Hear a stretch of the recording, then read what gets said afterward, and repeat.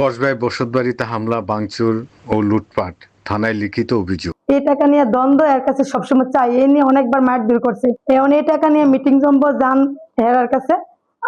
ব্রাহ্মণবাড়িয়ার কসবা উপজেলার বাদুড়ি ইউনিয়নের মান্দারপুর গ্রামে বসতবাড়িতে হামলা, ভাঙচুর ও লুটপাটের অভিযোগ উঠেছে। এই ঘটনায় ভুক্তভোগী এক নারী কসবা থানায় লিখিত অভিযোগ দায়ের করেছেন। অভিযোগ সূত্রে জানা যায়, পূর্ব বিরোধের জেরে গত 5ই আগস্ট সকাল 9টার দিকে স্থানীয় আবুল হোসেন, খায়রুল ইসলাম সহ কয়েকজন তাদের বসতবাড়িতে প্রবেশ করে হামলা চালান বলে অভিযোগ করেন মোসাম্মদ নাসিমা বেগম।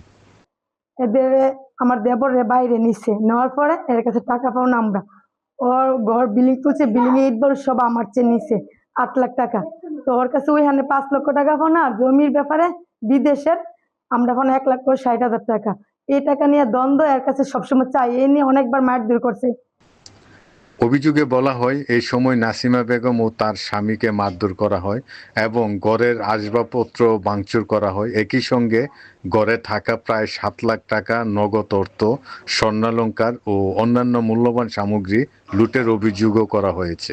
এবং ইসলাম তারা আইসা সেটা আমার বাড়িঘর ভাঙ্গা শুরু করে দিছে।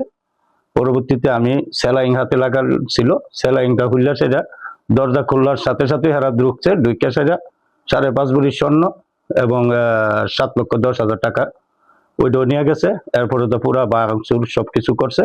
বাধা দিলে প্রাণনাশের হুমকি দেওয়ার অভিযোগ রয়েছে। হামলা ও ভাঙচুরে প্রায় 2 লাখ টাকার ক্ষয়ক্ষতি হয়েছে বলে অভিযোগে উল্লেখ করা হয়। ভুক্তভোগী নাসিমা বেগম বলেন, তাদের উপর পূর্ব পরিকল্পিতভাবে হামলা চালানো হয়েছে। দীর্ঘদিন ধরে হুমকি দেওয়ার পর ঘটনার দিন বাড়িতে ঢুকে মারধর, ভাঙচুর ও লুটপাট করা হয়েছে বলে দাবি করেন তিনি। দেবর, ছোট দেবর, বড় দেবর, আমার শাশুড়ি আমার সাথে সবসময় অত্যাচার জুলুম করে। তো ওই সময় তো হয়েছে একসাথে ছিলাম। এখন আমার স্বামী জন প্রবাসে আছে, ছেলে প্রবাসে আছে। এদের আমার দেবর বাইরে নিচ্ছে, নেওয়ার পরে এর কাছে টাকা পাও না আমরা। এই ঘটনায় পরিবারের সদস্যরা নিরাপত্তাহীনতায় ভুগছেন বলেও জানান নাসিমা বেগম। ঘটনার সময় জাতীয় জরুরি সেবা 999-এ ফোন করা হলে পুলিশ ঘটনাস্থলে গিয়ে পরিস্থিতি নিয়ন্ত্রণে আনেন।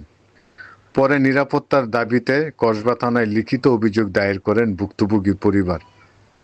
তবে অভিযোগ অস্বীকার করেছেন অভিযুক্ত আবুল হোসেন ও খায়রুল ইসলাম। তাদের দাবি, তাদের বিরুদ্ধে মিথ্যা ও বানোয়াট অভিযোগ করা হয়েছে। কসবা থানার অফিসার ইনচার্জ আলী মোহাম্মদ রাশেদ জানান, লিখিত অভিযোগ গ্রহণ করা হয়েছে। ঘটনাস্থল পরিদর্শন ও প্রয়োজনীয় তথ্য প্রমাণ সংগ্রহ করে অভিযোগের সত্যতা যাচাই করা হবে। তদন্ত অভিযোগের সত্যতা পাওয়া গেলে জড়িতদের বিরুদ্ধে আইনানুগ ব্যবস্থা নেওয়া হবে। পাশাপাশি ভুক্তভোগী পরিবারের নিরাপত্তার বিষয়টিও গুরুত্ব দিয়ে দেখা হচ্ছে।